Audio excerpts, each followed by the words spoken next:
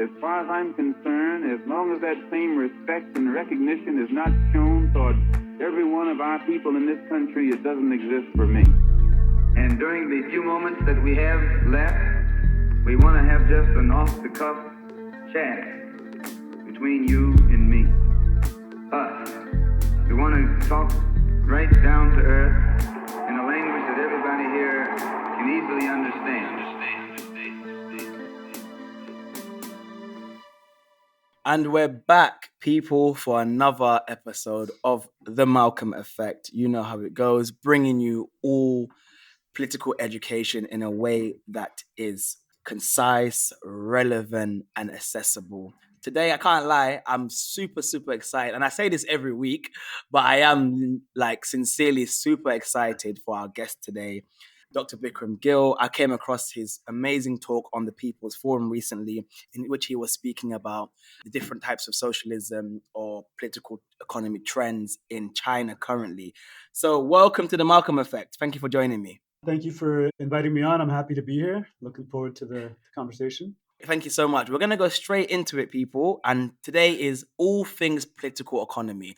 I mean, those who follow my social media will know by now I cannot stop speaking about political economy and the need to root our analysis in the material. So we're going to go straight into it. I'm going to ask you, I think we should define our terms. So when we say political economy, what the hell do we mean? Okay, so I mean, political economy. So I teach some classes on it here at Virginia Tech. So the way I try to kind of break it down to begin with is you can just take those two terms, political and economic, right? And think about what they signify. So if you think about the field of economics is often concerned with questions around distribution, exchange, production, and consumption, right? And conventionally, they're often in the 20th century, they were kind of put apart. Here's political science, here's economics, right? But politics is more about the study of power, the study of government, the study of authority. So it's kind of, you put those two things together, right? How are the way in which society mobilizes, marshals its resources, distributes and exchanges them, how are they structured by certain relations of power, right? Yes. So it's to bring together the study of power with the study of production is maybe how I would kind of put it forward. And there's a political reason why it's separated, right? Because there's a way in which we are meant to, within a capitalist mode of production, to believe that economics are governed by scientific laws that are outside of the play of power, right? That are outside of historical processes. So political economy is important to put those things together. Absolutely. And I think you've kind of hit the nail on the head in what I've been trying to say a lot of the time, that it's important that we continuously root our analysis, whether it's going to be of race, of gender, particularly when we're speaking about dispossession and oppression, that we root our analysis in the material.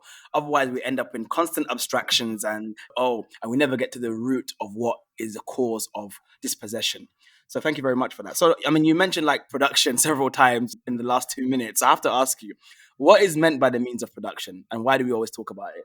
So the means of production is try to simplify it, the means of production is precisely what it says, the means through which society kind of produces its resources and reproduces itself, right? So how does a particular social formation organize its relations in order to undertake production, right? So you have a mode of production which has both relations of production and forces of production, right? And so you can think about relations of production and means of production as being organized through certain property relations, right? Who owns what and what is the motivation for production undertaken by the owners of the means of production. So the means of production are the tools. You can think about capital, you can think about land, you can think about labor, right? Through which production is enabled, right? But the means of production themselves are structured through certain relations of production, right? So there's a kind of dialectical relationships between owners and workers or between different social groups in relation to what Marxists call the objective forces of production, right? So which is like machinery, capital, and so on. Thank you so much. Thank you so much for that. Again, you cannot exist in leftist circles without hearing the word dialectical. Dialectical thinking, historical materialism. So when we say historical materialism or dialectical materialism, what do we mean by that and what are we talking about?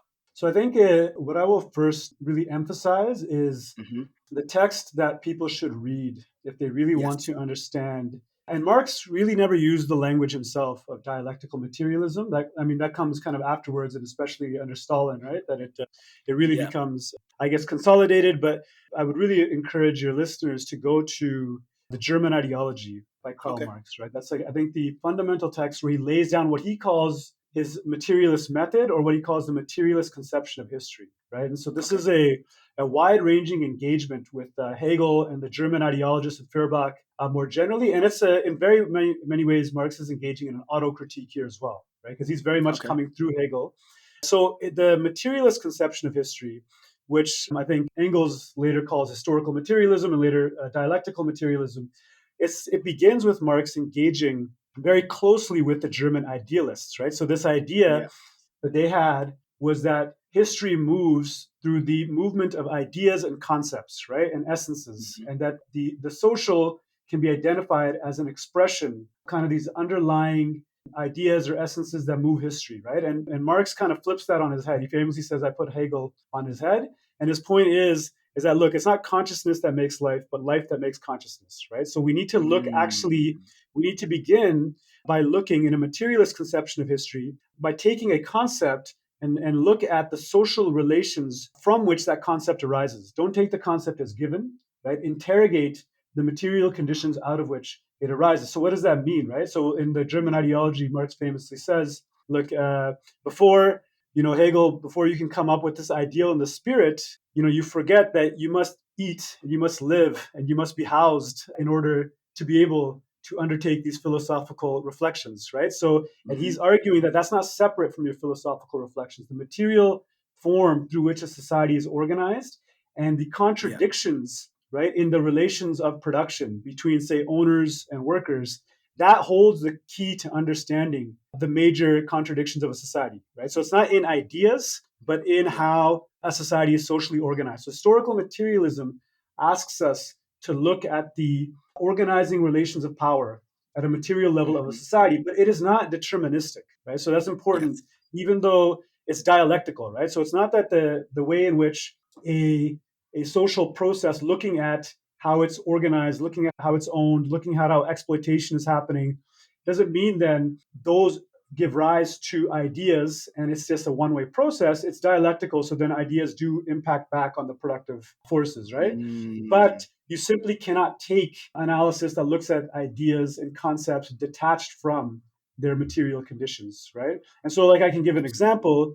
So if you were to look at something like a concept that is quite popular, suppose where I am in the United States, which is freedom, right? So, like, Yes. when you look at the way in which the US society understands itself and its place in the world, and the way in which it projects its power, it's often through this concept of freedom as being a free Yes. society that's promoting freedom, right? Now, a historical materialist analysis would open up that concept to see, well, how did that arise historically, right? Okay, then Mm. that would lead to an understanding of how freedom operates ideologically, right? It comes to stand, even though it's represented as freedom for all, it really represents a bourgeois freedom for capital, right? And Yes. what it means by authoritarianism is those projects that constrain the movement of capital, right? So if in the third world there's a project of nationalization, okay, a material analysis wouldn't stay, okay, is this actually freedom or not? It would be like, okay, what's actually happening is capital is seeking to overcome limits that it's confronting elsewhere in the world, where, say, in Venezuela or China or Iran, Yeah.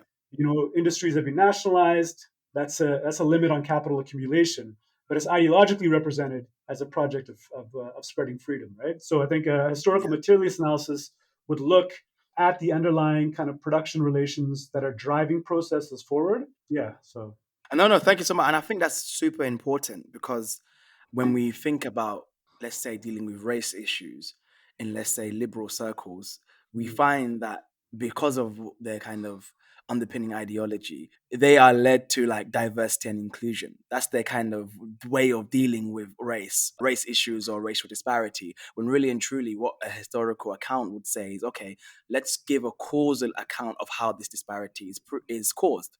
So, for yeah. example, Adolf Reed Jr. famously speaks on, quite often speaks of, okay, the headline was Black people die at a disproportionate rate from COVID, for example. And Mm, then the liberal media response is that, oh, it's because of racism. But again, racism being an abstraction does not answer what are the mechanisms that cause that disparity? And I think historical materialist approach is important when we interrogate, okay, what is actually happening here?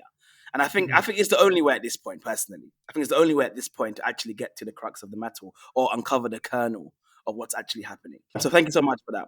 I think that's a great example, the diversity and inclusion around race, right? So something that I've often remarked is that, and especially this speaks to the way in which anti-racism today is often divorced from anti-imperialism, right? So like there's a Yep. way in which there's in not undertaking a materialist analysis, right? We lose sight of how race is fundamentally tied to questions of sovereignty, right? Who can and cannot be Absolutely. sovereign? Who can and cannot hold power? And how that's tied to the general system of capitalism, right? So, like, Yep. you can include somebody and say, okay, we need to include Indigenous peoples in Canada into the state without addressing the question that the denial of sovereignty to Indigenous peoples is fundamental to Canadian capitalism, right? And so, like, you Mm-hmm. might try to increase positions in universities, you might try to open up the curriculum in certain ways without addressing the fundamental kind of relation that underpins anti-indigenous racism, right? And I Yep. think there's an interesting example where you can think about, and I emphasize this one a lot. In the early Spanish conquest, somebody who is often identified as the first human rights activist, Las Casas, right? He makes this Okay. point of advocating for indigenous human rights, but he never questions Spanish sovereignty over the Mm-hmm. Americas, right? So the idea is, okay, we can include them, right, but as subordinates, right, without ever really addressing the distribution of sovereignty of property and the way in which race actually is integral to reproducing Yep. capitalism on a world scale, right? So I think that's a very, very good example, and I think And you there's a mentioned risk it. recently. So Yeah, yeah.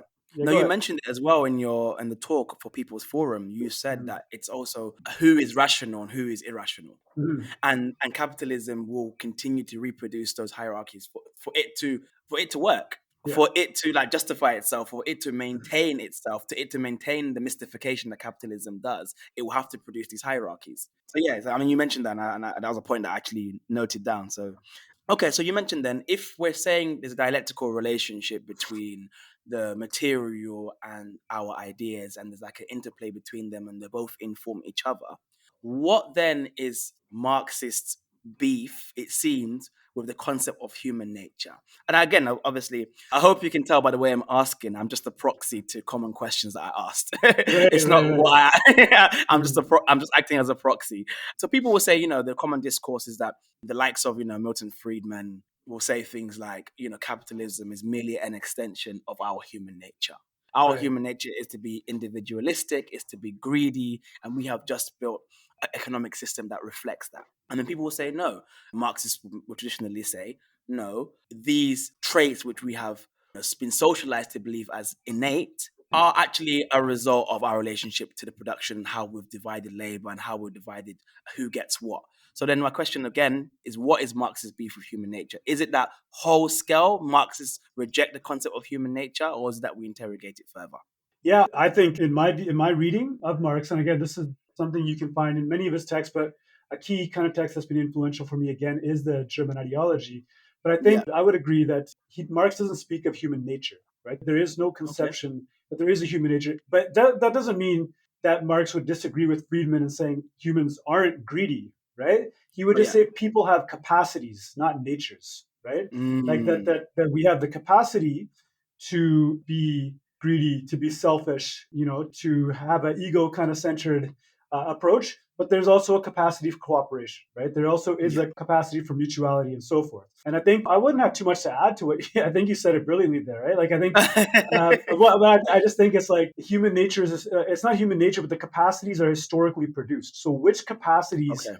end up being cultivated and emphasized depends upon the social organization, the social relations in existence in a given time, right? So this Hmm. is within our control and without, right? So there's a dialectic again between relations and forces of production. You have to look at the definite historical period you're in, Yeah. but it does mean that organization can structure our capacities, right? And this is where I think there's some Absolutely. tension, of course, between Marxian and, say, anarchist approaches, right? But there's a way in which there's an emphasis, like even if you read Lenin's State and Revolution, right?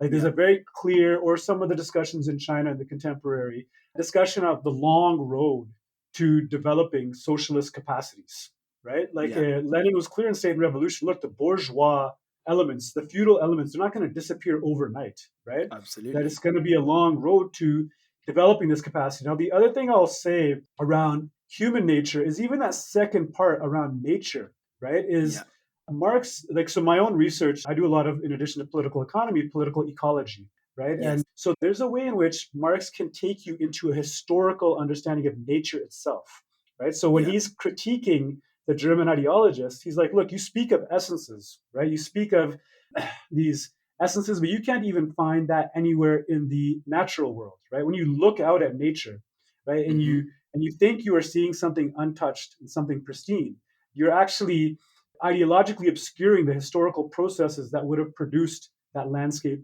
itself, right?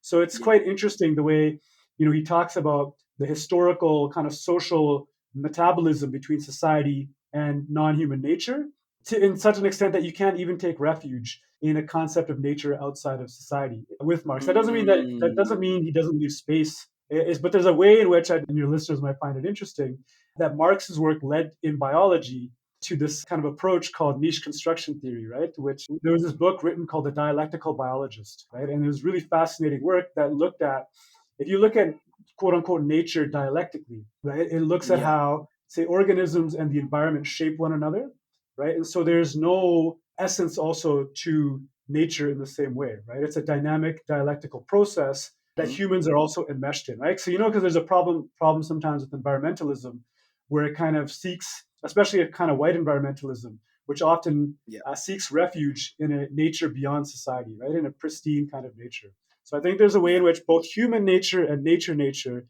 is rendered historical in Marx. Thank you so much for that again. Honestly, this is like a masterclass for you people. You see how I'm keeping bringing you lot heat? I will have to ask then. Okay, so I have so many questions, so many thoughts in my head. I think another kind of concrete example of how our capacities are either, may say, exacerbated, particularly one of greed. Naturally, when you have, and I just want to give an example, when you have conditions of scarcity, and then you have to distribute those, you don't have things accessible to you, like as in like resources. Of course you're going to produce different hierarchies. Of course you're going to produce, okay, some people are going to be left without, and again, and then naturally in those conditions of scarcity, dialectically you're going to produce greed. You're going to produce people who want more. So yeah, I find, other than like maybe like innate maybe things, that the desire to kind of maybe eat, drink, and desire for survival, beyond that I find it very hard pressed to believe that we have things that are innate in us like that. That's just my kind of opinion and Yeah, what I've been can I? led to from my Yeah, reading. Yeah, can I add one point to what you're saying there? of So course. and I would maybe like kind of push a little bit, or your point on, besides maybe some innate things, right? Like a desire Yeah, to eat, to reproduce, right? So this person is not a Marxist, but just as a small point, I would encourage people to think about, and I've been doing it recently. I taught a course on him yeah. last year. Talal Assad, I guess he's a theorist of secularism. He's a critic of secularism, right? And Okay, he has this kind of idea of tradition, right? That there's no human life, even when it comes to innate things, like outside of the okay. traditions in which we live. So he studies Islam and medieval Christianity quite a bit, but kind of like looking at how our, even very innate capacities, how we cultivate and shape them through Okay. the traditions that we inherit. And he's saying the conceit of Western secularism is that it makes us believe that we can actually be autonomous, right? It hides from us the traditions under which we must be our capacities, however innate, must be cultivated. And that's, I think, an interesting critique of capitalism too. It's fetish of the Yeah. autonomous individual, right? It leads you to believe that you're free, but you're actually still structured by the capitalist mode of production, right? Wow. Okay. Thanks for that. Thanks for that intervention, actually. So you mentioned a few things, and I'm just trying to think of how can I structure these questions to kind of keep a flow. Mm. Let's go on to what is meant by private property, because again, in the kind of the mindscape of so many people who have been, many of us who've been socialized in capitalist economy, many of us think when we say private property or abolish private property, we're talking about taking away your iPhone Or or taking yeah, away your yeah. laptop. Yeah. No, or even people will say like I'm going to lose my house, right? And like I mean, Exactly. and under socialism, those are debates that are that can be had around social housing and public housing and so forth, right? But I Yeah. think the key thing to remember is that under for Marx, like private property, that his concern is with bourgeois private property, right? And so Yeah. this is, and he distinguishes this very clearly from real private or real personal property, right? So like Yeah. the real producers actually lose their property. Who are the real producers? These are the workers, right? So Yeah. the process in the chapters on primitive accumulation at the end of Capital Volume 1, right? The process of enclosure that Marx maps out, right? Where Yeah. different forms of property, right? Whether this is feudal, whether this is the commons, right? Whether this is peasant land, different forms of property that are enclosed by in the birth of capital, right? Yeah. That then what it does is it creates two classes: a class that's entirely dispossessed from ownership, and a class that monopolizes ownership over the means of production, right? The means of production, again, that we talked about before, like in this case, land, right? So Yeah. now it's the private ownership over the means of production that is the concern. Now, why is that a problem? Well, because the means of production are inherently social, right? Like they Yes. are, in order to develop the means of production, in order to act on them, in order to put them into motion, you need social labor, right? Like Marx is very Yeah. clear, capital is not a thing, it's a relationship, right? So this Yes. private property is meaningless if you don't have labor, right? But the only labor that can put it in motion is a dispossessed labor that is compelled to work for the owners of that property. Mm. So now but what happens is the value that is produced therein is appropriated privately, right? That's the Yes. contradiction, right? You have a Yeah. social production, right, of capital, but it's owned privately, right? And so Mhm. that is the contradiction then that can be resolved in the movement to socialism and then to communism, right? So I think Yeah. that's what we need to keep an eye on. It's not talking about your iPhone. It's not talking about your sneakers. It's not even as concerned about your house or anything Exactly. or your car, right? It's about the ownership over the means of production and that contradiction between social production and private ownership of the means and fruits of production. I just want to again, because again, I do set these podcasts out in a way that is simple for people to understand. So I just want to kind of maybe strip that back a little bit because you said quite a bit, and maybe you can kind of, if I've understood correctly, what you're saying essentially is value in society is created by the masses of people who have no choice but to sell their labor. That value then is appropriated and exploited and owned privately, and that is the contradiction that we're trying to overcome. Is that correct? Yes, correct. Thank you. Yeah. So then, in moving on, then you mentioned just now the transition from capitalism to socialism, or we want to bring about socialism, in the end, communism.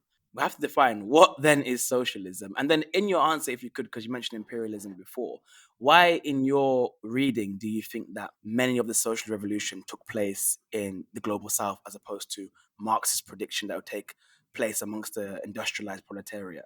Okay, so those are really important questions, a really big question. So it's gonna take me a few minutes to work through it, if that's okay. Yeah, of Uh, course. okay, so the first part around what is socialism, it was what is socialism and then imperialism, right? I think that was the two questions, and why have socialist revolutions been more successful or only successful in the Only non-Western? attempted. Yes, yeah, yeah. Okay, so what is socialism? Well, okay, at a very basic level, you can say socialism is about rather than that private appropriation, it's a social appropriation, a social ownership of the means of production, right? Yeah, That contradiction between social organization of production and private appropriation is overcome, right? yeah, So, but it's a long road because it's very difficult to put in place the conditions that can allow for that sort of relation of production to both be implemented and maintained in a context of a capitalist world system, right? So if yeah, one state becomes socialist, it still has the challenges of confronting a capitalist world. Now, I'll maybe come back to that.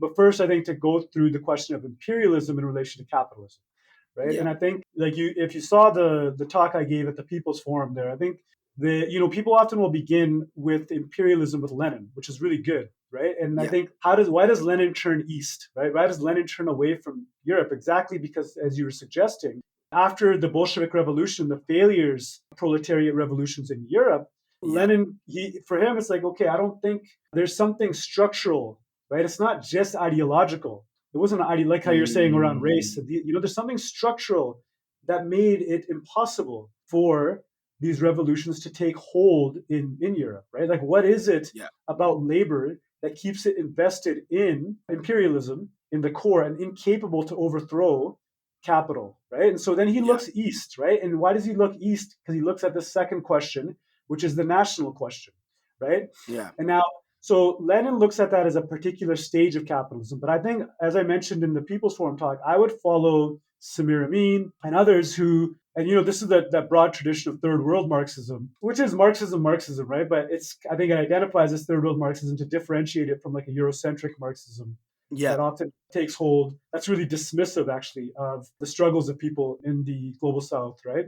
So, but I think like Samir Amin, in one of his later essays, had a kind of a critique of Lenin to be like, look, imperialism is not just the highest stage of capitalism; it is foundational to capitalism from its origin, right? Yeah.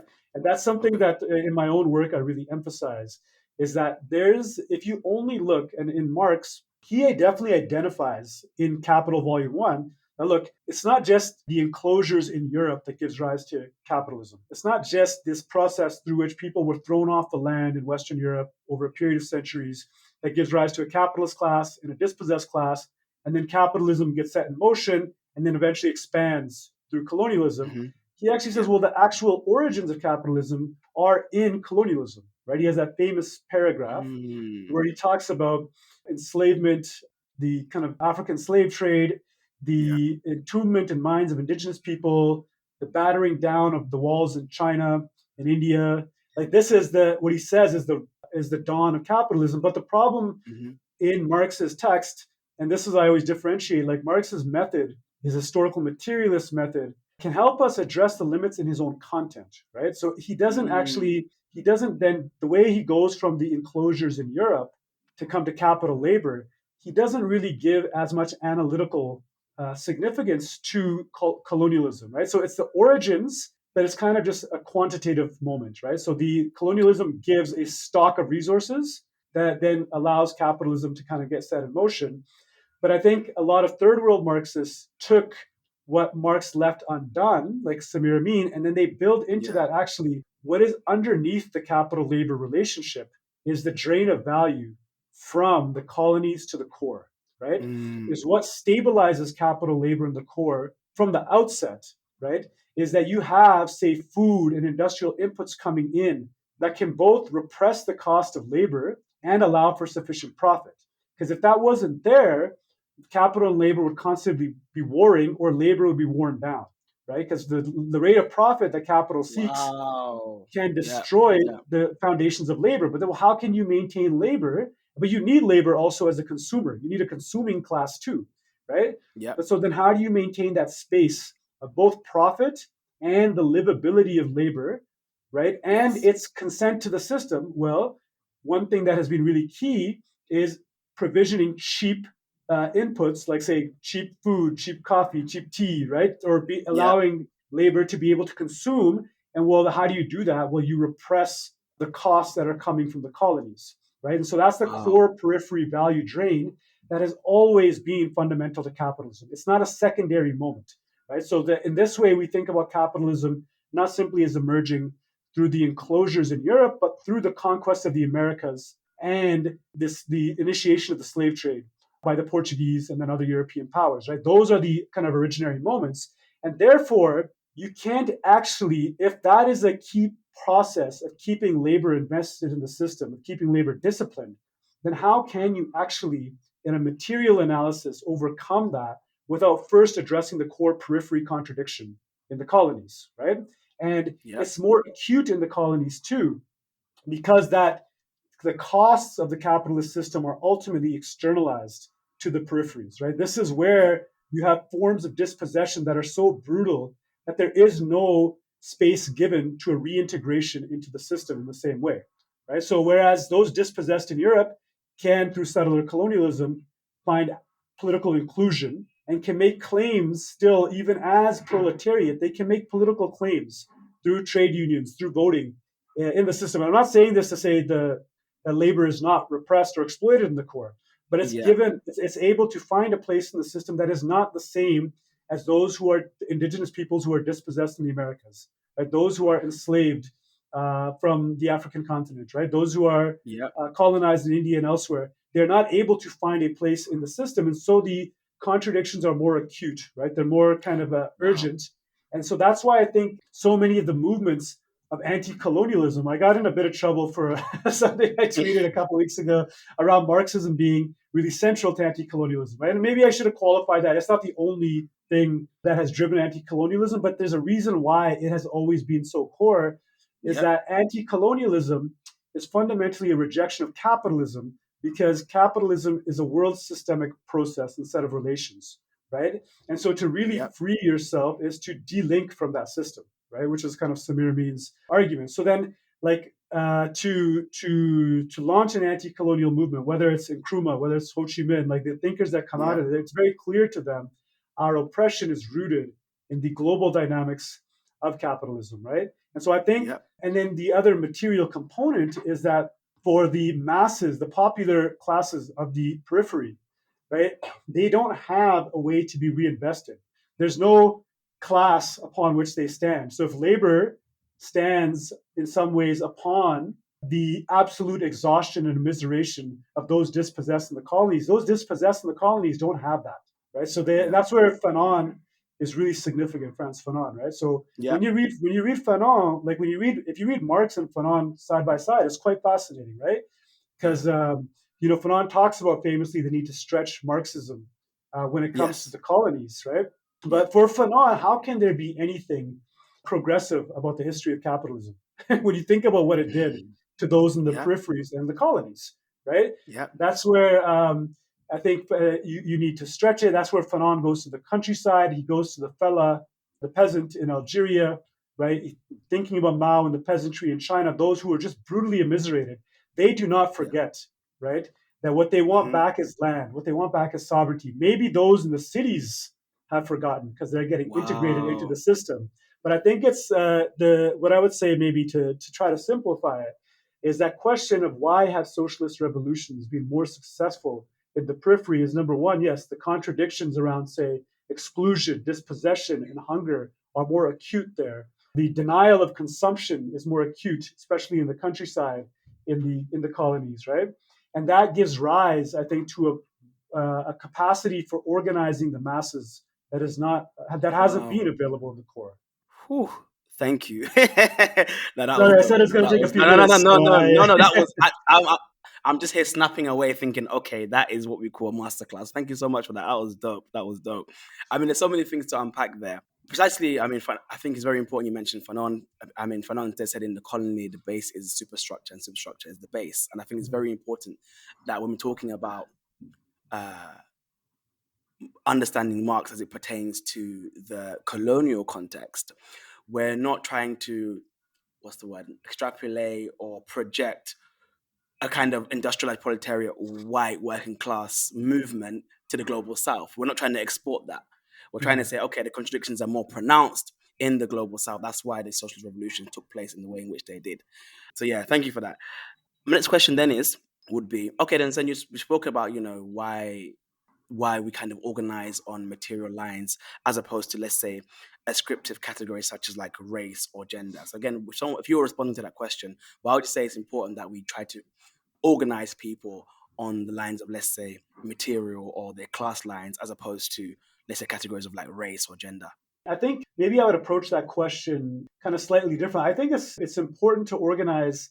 It's important still to organize around, like, say, anti-racism, right? Like it's not that one shouldn't Yeah. do that, but one should do it in materialist terms also, Okay. right? So it's to say that, like, look, there's a material basis to racism, right? To, let's say, for an example, anti-blackness, right? So it's like, how do you confront this issue? Is not simply, again, to seek inclusion, but to transform the underlying relations of property, right, and the relations of ownership, because it's not just a category of class either, in the way some more Eurocentric, say, Marxisms would emphasize, right? Yeah. Because the system does operate built upon, say, anti-blackness, right? It does operate Mm-hmm. built upon race. Like, and I think I have definitely a different analysis in many ways than Cedric Robinson, but I think the point that race also Yeah. underpins capitalism is important, right? But that doesn't have to be an idealist understanding. So what do I mean by Okay. that is, like, look, that secondary contradiction. So if you have capital labor and underneath it, right, you have categories of people whose Yes. work is entirely rendered as non-value, right? So if there's labor theory of value that Marxisms have sought to problematize the way in which the value produced by labor is appropriated privately, right? Yes. But the hegemony of capital in that relationship is built upon categories of labor that are entirely that are rendered non-being, right? That are given no value, right? This is gendered, this is racialized forms of labor, right? That are denied, that are represented as lacking, like I was saying in the People's Forum discussion, that are as lacking in rational capacity, right? And so Yes. therefore their labor does need not be valued, right? So the way in which, say, Black people in the United States are still categorized and represented in ways that are not immediately, let's say, related to the means of production, but the ways in which, say, notions of irrationality are ascribed, right? Notions around who is capable organizing and being sovereign and owning production is something I think so. That question has to, I think anti-capitalism has to take on anti-racism. It has to be Yes. foundational. It has to take on a critique of how gendered labor has been devalued. But I think to address, let's say, racism, to address patriarchy, gendered relations of power, one has to address the underlying relations of production. But it's not. I don't think it's enough to say, okay, we just organize along class lines, those who are dispossessed and those who are not. A part of it also has to be addressing this question of why are certain forms, categories of labor entirely rendered outside of value. Right? How has that come to be? Like how, for example, on a global scale, right? Those who are extracting minerals in Central Africa, why is Yeah. there so less value given to that form of work?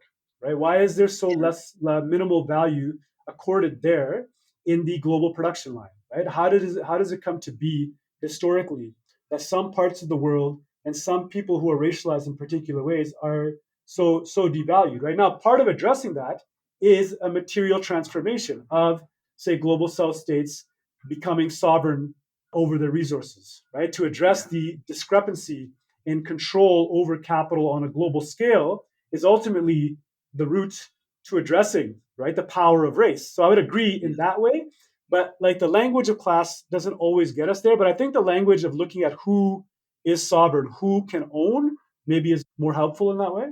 Brilliant. Thank you so much. And again, this was an amazing episode. I'm going to leave Dr. Bikrum's guest socials in the description of this episode. You are listening to another episode of The Malcolm Effect with Momadou. Please like, comment, subscribe, and share with your friends because this was once again another masterclass. Thank you so much for joining me, and I look forward to speaking to you again.